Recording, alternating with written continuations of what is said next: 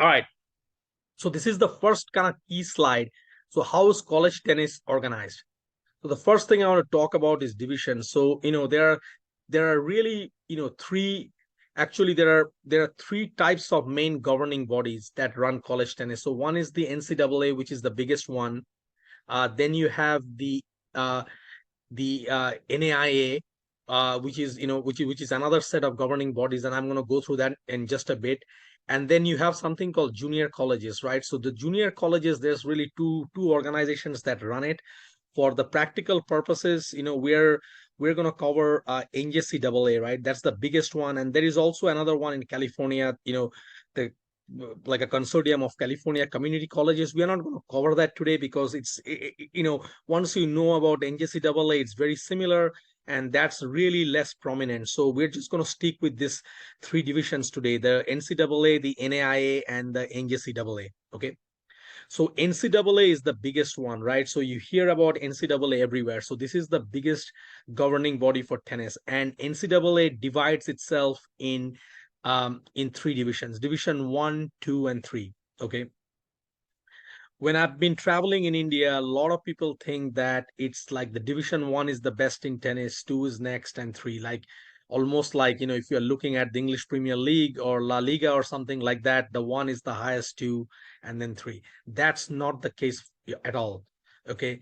So let me explain this. So how the divisions work is really the size of the university, the number of sports they have. There is a whole slew of criteria what decides what division a college or an university comes in. Okay.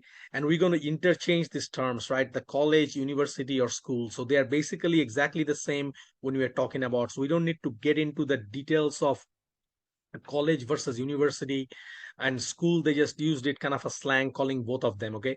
So again, the main key part here is the Division 1, 2, and 3. It's not really based on the tennis criteria, but it's really more based on the size of the school, the number of sports, the total funding, and a slew of other factors. Okay. So that being said, Division 1 typically has the largest amount of sports, right? So they are the big budget programs. And then when you look at the elite programs in Division 1, the big names that you hear, that you watch the football games, right? Like the Alabamas, the Stanfords, the Michigans of the world. Obviously, they have more money, they have more glamour, and they generally recruit well, so the teams are better. Okay. But with that said, there are several colleges that are not as prominent and they have great teams, and I'm going to talk about that. Okay. So so just to keep that in mind, so Division 1 are the biggest, they have more money, they have the more sports, and they are the sort of the bigger consortium of colleges. Okay. Division 2 are generally smaller universities and colleges. They could be both private and public. And so in tennis in Division 2 also there are really, really good teams, right? Because a lot of them recruit foreigners, or actually most of them recruit foreigners heavily. So it's not uncommon to see Division 2 teams who have former players like ATP players in 750, 800 in the team, right? It's absolutely not uncommon. So again, don't get too locked in about the division, but just know that 1 and 2 can both be very competitive. It depends on the university, so you have to do your research a little bit on that, how they are structured. Okay. Division 3 is a little bit different. Division 3 does not offer any sports scholarships. So typically they are private universities, they're expensive schools, but they're more academic centered schools. Okay. So Division 3 is a little bit different. However, there are top Division 3 universities which have exceptionally good quality of tennis, right? So the players come in nowadays, they get into this Division 3, but they want to play like for example, like I know a lot of kids that have gone to Swarthmore, right? So it's a very elite college, but they got a very high UTR players that can compete with mid-major D1 colleges. So again, they don't give any academic scholarship and they're more academic focused. So that's sort of the difference between 3 versus 2 and 1 when you look at NCAA. So outside of NCAA, there is also another division called NAIA. So NAIA is a consortium of small colleges. So there are some NAIA colleges which are literally like they're full of professional players. And one is a legendary one called Georgia Gwinnett. If you look at Georgia Gwinnett roster over the years, I think they have not lost a match in 5 years or so, and the players are they routinely recruit in their men's side between 700 and 1200 1500 ATP players. The women's side have very strong team as well, so they are you know probably at par with top D1 colleges that are top 10 15 in the country, right? So these players have extensive experience playing futures, challengers, and all that. But Georgia Gunnett's not one, right? So there's several others in that as well. NAIA, it's got a little bit lax in their compliance. So what I mean by that is NCAA has very, very strict rules, and we're going to cover some of that as we go forward, about academics and when a player should sign in, and if they turn pro, what the requirements. NAIA is a little bit more lax. So you have some players who are older players who decided to give it a shot at pro. They cannot be eligible for NCAA, and traditionally they have come to play NAIA. So that's sort of how NAIA works. And NAIA gives scholarships, both sports and academics and all that. And then we're going to talk a little bit about the NCAA, right? So NCAA is 2-year colleges. So what it means is you come in, you do freshman and your sophomore year, and then you get an associate degree, but then you have to go find another university to go and do your junior and senior year. That's also a very, very viable path, right? These universities or these colleges are not as expensive, and some of them traditionally have very, very good team, right? Like, for example, I live in Texas. Tyler Junior College is the number one in NJCAA, right? If you look at their roster, they got phenomenal players, players who have pro experience, played high ITFs, played junior slams. They come to this type of colleges, they get better in 1 or 2 years, and then they land themselves in some really good, program, which is very, very competitive. So this is something also for you to keep in mind. Okay, so NJCAA is definitely a viable solution. And the last one that I said I'm not going to cover, which is the California, the consortium of colleges. And there's a college called College of the Desert, which has been very, very prominent over the years. The overall level has dropped down a little bit in that. And we know a lot of people who tried there. They have, like, especially foreigners, have visa problems and stuff. So we decided not to cover it in detail. But anyway, this sort of summarizes the whole division and the governing structure. How colleges are organized. Okay, so I want to move into the conferences, right? So the conferences, so this is all at the division level, right? So now the way it works for each of these division, whether you're looking at NCAA Division 1, 2, 3, or you're looking at NAIA or NJCAA, which has also 2 divisions within itself, there's generally a consortium of like 8 to 12, sometimes a little bit more, colleges or universities packed together, and that's called conferences. So you can think of this large big structure as the divisions, and then within that you have the smaller structure as the conferences. So the conference teams play against each other in the spring. In the fall, they generally all play tournaments, right? Like, so these are individual tournaments, and nowadays the structure has changed. Many coaches are allowing players to go and play 15Ks and 25Ks.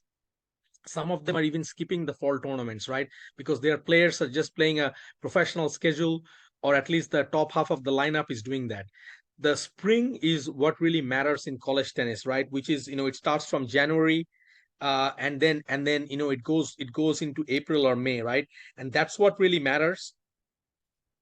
That's what really matters, in this in the spring, as far as the tournaments are concerned. So all these colleges, they play with each other uh, in the spring, and then they move into something called, each conference has a conference championship. So typically that's really important for the college coaches.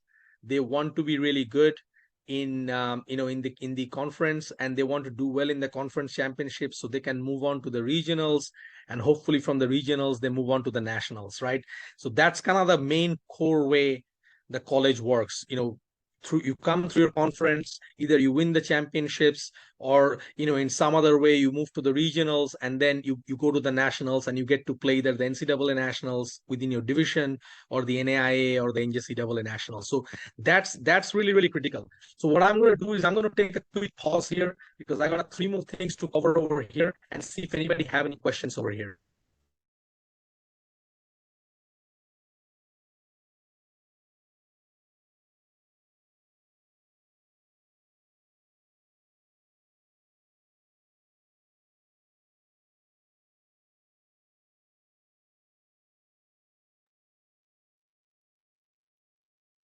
Okay. If anybody doesn't have any question, then I'm going to keep moving forward. Okay. So you're going to hear another thing as you research and learn about college is something called ITA, Intercollegiate Tennis Association. So ITA is a completely independent body. It's not like a division. It's none of these. So ITA's main rule is they work in consortium with all these, these governing bodies, right? Like NCAA, NAIA, NJCAA, and their job is to administer the tournaments and the dual matches. So they provide the rules for tennis. They basically provide those primarily the rules about how the how the tournaments run. So they are in charge of the tournaments, and that's their only job, right? So they decide the rules of no let, or they decide like what the dual matches rules are, or how the fall tournaments are played, and so on. So you don't need to get too caught up with ITA. You just need to know kind of the role of ITA and what it does, right? For the spring is, and again, as far as the rules go, the spring are team events where teams play against each other, and then there's fall events are tournaments. And when the team events happen, so 6 players are in the lineup. So in a men's side or a women's side, so there's start off with 3 doubles, and then one team has to win 2 out of 3 doubles, okay, to get 1 point. So even if a team wins 3-0 all 3 matches in doubles, they don't get 3 points, they only get 1 point. Or they win 2-1, they get 1 point, right? So and then they go and play the singles, and and each singles counts for 1 point each, right? So that's how college tennis works, lines 1 through 6. Okay, if you have more members in the team, so they are generally the backup, and sometimes they get switched around, but 6 singles players and then 3 lines of doubles. So that's pretty much it about the organization, about how the US college works overall. Okay, so again, I'm going to just pause here, and I think I got a question here, so I'm going to pause real quick, see the question, and I'm going to answer that.